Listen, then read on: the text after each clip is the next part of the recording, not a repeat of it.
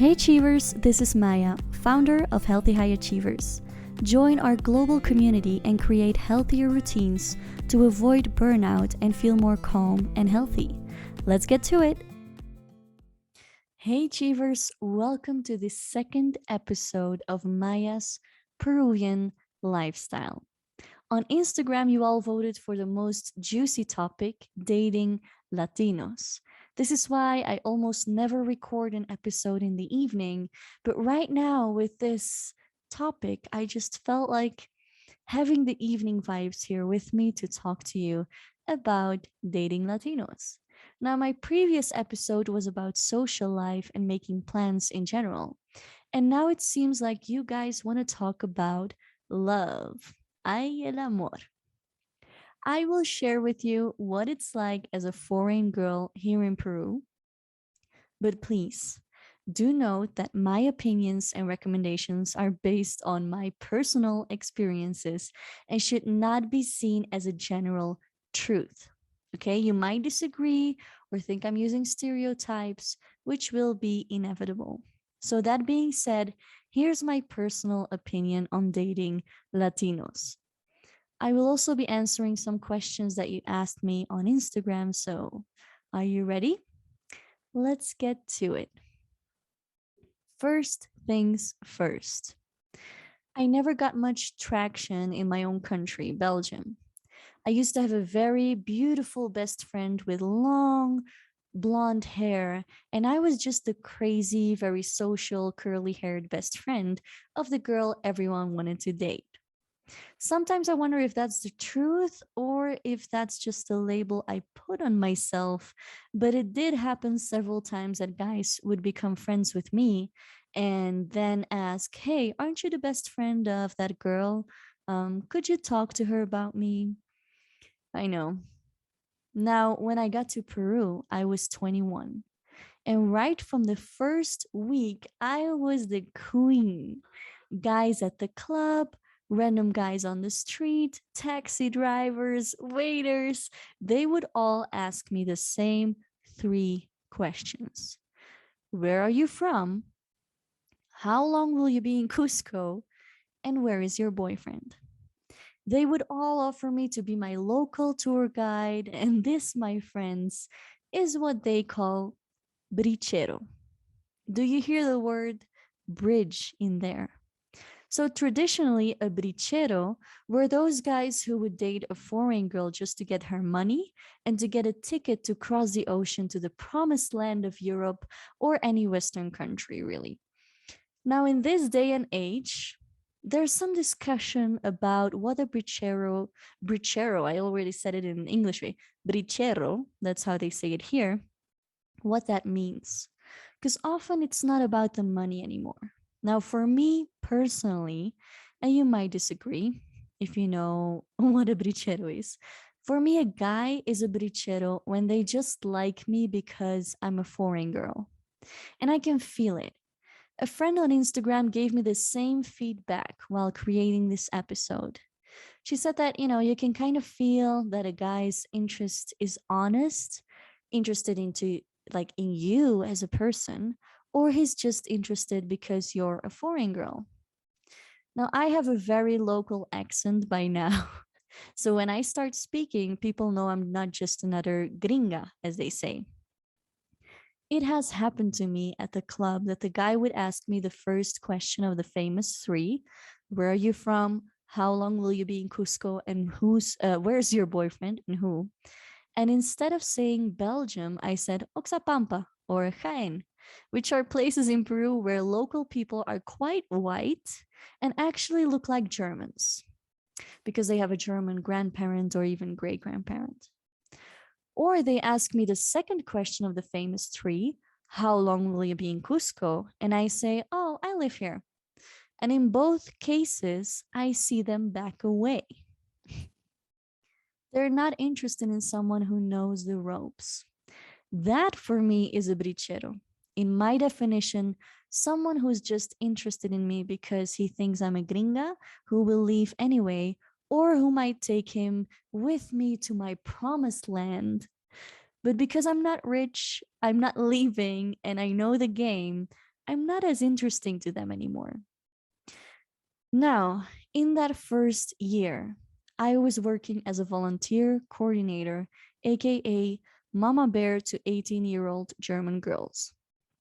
They would actually believe a guy had fallen in love with them because of the sweet talk and the sexy dancing at the club. So they'd spent all of their time with that guy, believing they had found the love of their life or love for the first time. Because, of course, in their country, they were pretty much like me, not really receiving this kind of interest. Now, I didn't take this interest personally. I always thought, this is not for me. This is just because I'm white. But some girls do fall for the trap. They think it's real true love and end up brokenhearted. And at the club, I had to literally teach them to push guys away. Yes, push. Sorry, not sorry. Now, the thing is, Latin girls like to play hard to get. They will always say no at first, and then after a couple of tries, they might say yes. So for a Latin guy, no means try me 10 times more and I'll say yes. Now, for foreign girls, no means no, mostly. So these German girls would say no with a small giggle, like, hee hee, no, to not be rude, which of course got interpreted as, I am just playing hard to get here, but I do want to. I'm just shy. And the guy would just insist more. I had to teach these girls to say no almost angrily, push the guy away if they had to, so that the message was clear. Sorry, not sorry. Again. Now, let me clarify that I'm talking about the Peruvian guys in the world of tourism and clubs and general city center life. They got used to tourism and behave differently. Or they're from the capital city, Lima. Guys from Cusco itself are actually very shy. Real Cusqueños are more traditional and shy. They have this whole phase of courting little bit by little bit, and they're often only interested in Peruvian girls who will definitely stay and build a family with them. This is why I said my opinion can be biased, because we foreign girls only get those guys who are living la vida loca in the city center, or they've given up on Peruvian girls because they think foreign girls are way easier. They don't play hard to get, they are traveling, and they might have an attitude of, okay, let me be with a Latin guy. It's part of the experience, part of the checklist.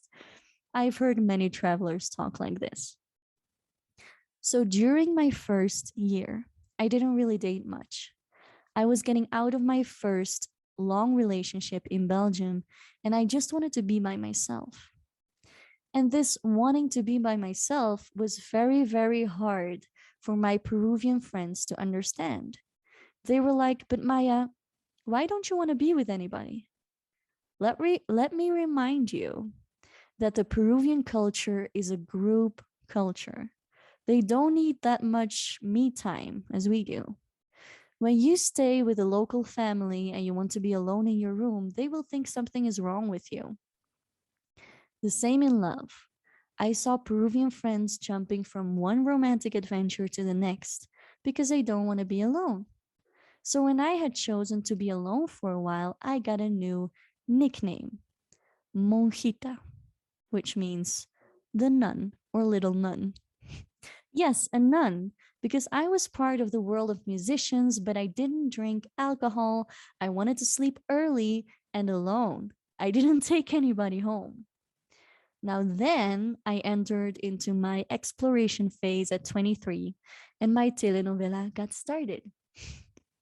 I have written, let me tell you something.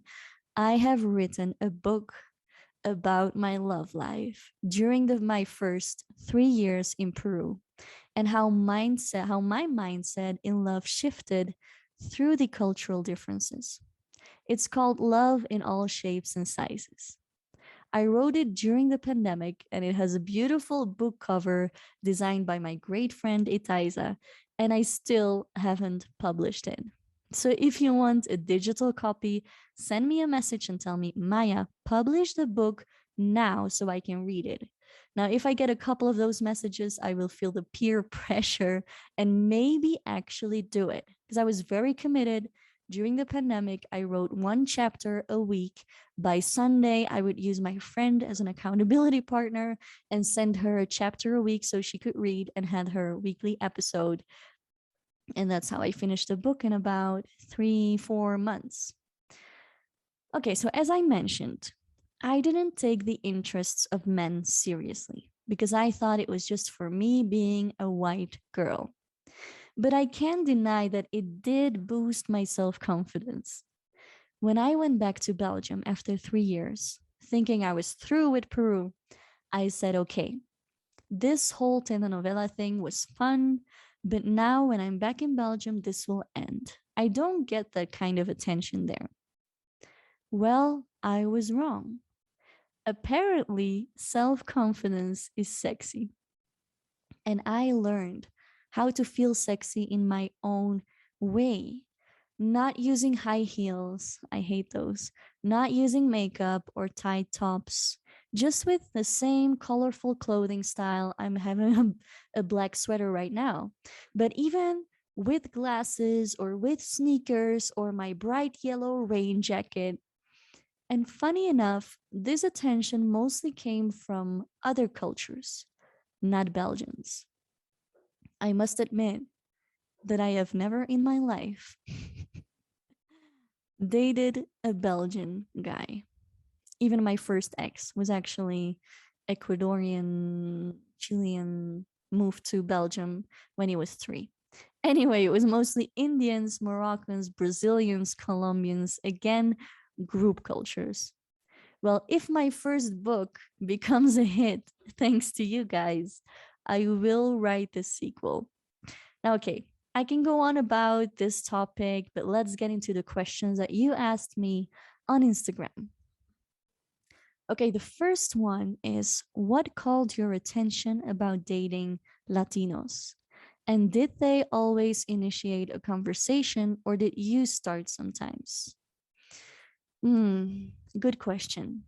What I like about Latinos in general is that there's always something to talk about. Latinos are very, very good at small talk, but not just superficial small talk. You can be laughing and crying about how hard life can be in like 5 minutes after meeting the person.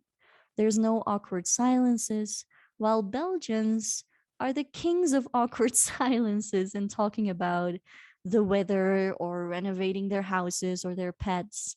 And while I do love pets, as long as it's not an excuse to avoid talking about themselves. Also, Latinos don't need to drink that much alcohol before they have fun, initiate conversations, or dance with you. Belgians do. Now, I am a very touchy feely, heart centered person, which makes it hard for me to date a Belgian guy. I need to feel that personal connection. I need the person to open up. I want to feel like we're having fun. I want to laugh. I want to joke around. I want to dance. And Latinos are very good at all of that. Now, do they always initiate a conversation? Most of the times, yes. There's still a lot of machismo here, more like a man culture. So I even got the reaction of friends of my best friend that I am very sharp, like opinionated and outspoken. But I must say that machismo culture is changing a lot with our generation. I did take the initiative a couple of times when I really liked someone, and I do show my interest clearly, and that came from the self confidence that was growing, I think. Knowing there was very little chance of rejection, it was easier for me to just go for it and see what happens. That brings me to the next question. Do you feel like there's a lot of machismo, cheating, jealousy, like in many Latin cultures? Yes, Latinos are very jealous, and often for a reason. I think cheating is common because Latinos live very much in the moment, the here and now. That when danger happens, they're having a hard time thinking about the consequences first before making the mistake. They often make the mistake first and then realize the consequences don't look so good.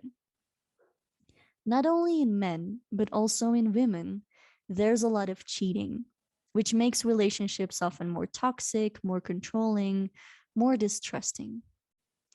I did have a boyfriend cheat on me before, and I found out years ago. But at the time, I did feel his distance, hot and cold and not fully in the relationship. And I decided it was time to put an end to things, really. Now, recently, I heard a friend say, why would your would why would your girlfriend want to go out without you? It can only be for one reason, to be with other men. And I completely disagree. I often like to go out with my friends without my boyfriend to just dance and scream with the music and have fun. Imagine you have a great, great friend. And from the moment they have a boyfriend or girlfriend, you just don't see them anymore. Or they only show up with their partner. That's not fun, is it?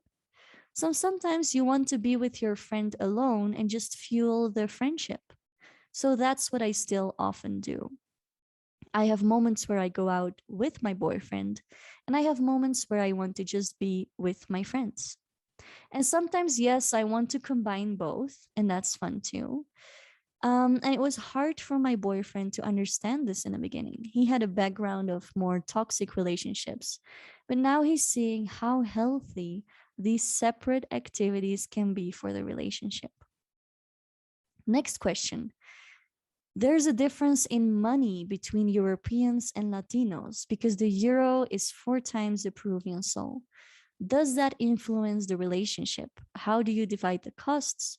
Does it influence in the man's ego that you might be earning more? Interesting question. Well, I've always had a local job here, so I was earning the same money. Now that I'm building my own business, I have reached a good Peruvian salary. Of course, I want to aim higher so that I can pay my flight to Belgium every year and spend time with my family. But I've always divided the costs equally. But I must say, Latinos do often want to pay for dinner or pay for drinks or buy you a gift, which was hard to accept at first. Even though they know that your currency is worth way more, they still want to invite you. Now, I like to divide things equally, but I also learned to allow my boyfriend to invite me for dinner because I can see that he enjoys that. It's important to him. So, yeah, sometimes I let him. But of course, from the outside world, they think I am the white person with money, right? So when I pay for dinner, for example, you can just see the look on people's faces of, oh, another brichero, making her white girlfriend pay for everything. So even when I owe my boyfriend money and I decide to pay so that we're even, I sometimes give my money to him so that he can pay and we don't get those looks. It's a bit ridiculous, but yes, it still happens. Now, what's confusing in my head is that when I go to Belgium, everything seems 4 times more expensive to me. But after a couple of weeks, I adapt and think in euros, which also hurts my wallet. My head thinks in two currencies and constantly needs to shift between the two, and that can be very confusing. I use it to my benefit though when I see a beautiful jacket, for example, and or even when I want to get a massage, and I'm like, "Go for it, Maya. Think in euros this time." So in the self-indulgence aspect, it pushes me to do something extra for myself without feeling too guilty. Okay, there are so many different topics we could go into when it comes to dating Latinos, but I think I gave you a small overview of my opinion in this episode. Now, don't forget to send me a message and give me that peer pressure to publish my book. It is a fun read. I've had friends read it, more like a journal, a diary, and I changed the names, by the way. My next episode will be about my daily life, what it looks like in Peru. The votes were very close on Instagram. So keep tuning into the Healthy High Achievers podcast for more episodes on my Peruvian lifestyle. Take care. Dear Achievers, I hope you liked this episode. If you did, please subscribe and share with your friends, anyone who needs to hear this. You're super welcome to join us at healthyhighachievers.community as well. See you there.